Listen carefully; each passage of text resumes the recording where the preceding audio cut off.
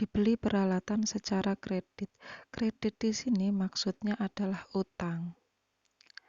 Yang namanya utang berarti uang belum keluar tapi barang sudah diterima. Berarti secara logika dibeli peralatan secara kredit atau utang sebesar 5 juta, maka peralatan ini sudah masuk ke perusahaan. Ya kan? Otomatis peralatan bertambah. Setelah itu karena dia kredit atau utang, maka kan belum mengeluarkan uang, jadi barang sudah diterima tapi uang belum keluar. Ketika uang belum keluar maka disebut utang, berarti otomatis utangnya bertambah. Peralatan bertambah tempatnya di mana? Karena peralatan adalah bagian dari harta, harta bertambah tempatnya di kredit. Harta bertambah tempatnya di debit. Kita tulis peralatan bertambah tempatnya di debit 5 juta. Setelah itu karena utang otomatis bertambah, utang bertambah tempatnya di kredit. Utang bertambah tempatnya di kredit. Ingat penulisan dalam akuntansi, kalau debit berarti lebih menjorok ke kiri, kalau kredit berarti lebih menjorok ke kanan. Kalau kemarin ada yang rata di sini semua, di kiri semua berarti salah. Seperti itu, nggih. Oke. Selanjutnya dibayar beban air sebesar 150.000. Dibayar. Namanya dibayar berarti uang sudah keluar. Beban air itu berarti ketika bertambah, karena kita mengakui bebannya sudah dibayar, berarti beban bertambah tempatnya di debit. Tulis beban air tempatnya di debit. Karena kita membayar sudah memakai uang, uang sudah keluar, ya kan? Uang keluar berarti tunai atau kas kan, berarti uang keluar. Ketika uang keluar berarti hartanya berkurang, ya kan? Harta berkurang tempatnya di kredit. Kita tulis kas berkurang tempatnya di kredit karena itu cash atau tunai, sehingga ditulis kas bukan harta ya, tapi kas. Seperti itu. Paham nggih? Kalau kemarin ada yang di sini semua berarti salah.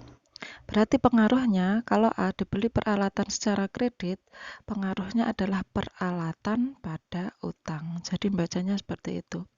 Peralatan bertambah tempatnya di debit, utang bertambah tempatnya di kredit. Setelah itu beban. Dibayar beban air sebesar 150.000, berarti beban air bertambah tempatnya di debit, kasnya berkurang tempatnya di kredit. Bacanya bagaimana, Bu? Beban air pada kas. Seperti itu. Paham ya? Oke. Selanjutnya adalah yang soal untuk hari ini. Dibeli kendaraan secara tunai. Ingat, tunai. Ketika tunai berarti kas berkurang karena sudah tunai, uang sudah keluar. Kendaraan bertambah karena dia membeli kendaraan, berarti kendaraan bertambah tempatnya di debit. Ingat, kendaraan adalah bagian dari harta, harta bertambah tempatnya di debit. Setelah itu kas berkurang tempatnya di kredit. Bacanya kendaraan pada kas. Selanjutnya, diakui pendapatan yang belum dibayar dari pelanggan sebesar 1 juta. Jadi, harusnya mendapatkan uang dari pekerjaan, tapi karena masih belum dibayar, berarti disebut piutang. Berarti harta kita di orang lain, itu namanya piutang. Jadi, kudune entuk duit tapi rong entuk duit, begitu loh, masih diutang, seperti itu. Berarti ketika seperti itu, maka kita mengakui piutang kita bertambah. Kan kudune entuk duit tapi rong dibayar, berarti piutangnya bertambah. Piutang bertambah itu dari mana? Dari pendapatan. Berarti pendapatannya juga bertambah. Iyalah, sudah bekerja, sudah dapat uang. Belum dapat uang tapi harusnya sudah dapat uang, seperti itu. Oke, bagaimana pedasnya? Piutang bertambah tempatnya di debit. Kok bisa, Bu? Piutang adalah bagian dari harta. Kalau bingung silahkan lihat materi minggu yang lalu. Harta itu bagiannya banyak sekali. Terus ketika piutang bertambah tempatnya di debit, kita mendapatkan uang ini kan dari pendapatan ya. Pendapatan bertambah tempatnya di kredit. kredit. Ingat, pendapatan bertambah tempatnya di kredit.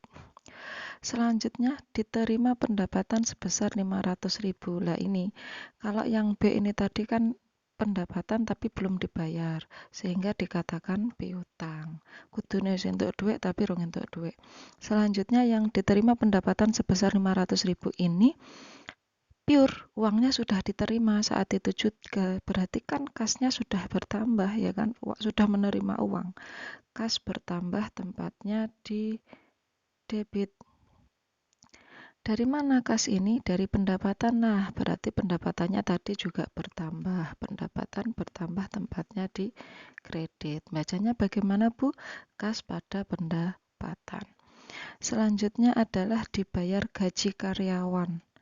Dibayar gaji karyawan. Berarti kita ngetok nih duit atau mengeluarkan uang untuk gaji karyawan. Gaji karyawan itu masuk pada beban. Kenapa? Karena gaji karyawan itu kan dibayarkan setiap bulan.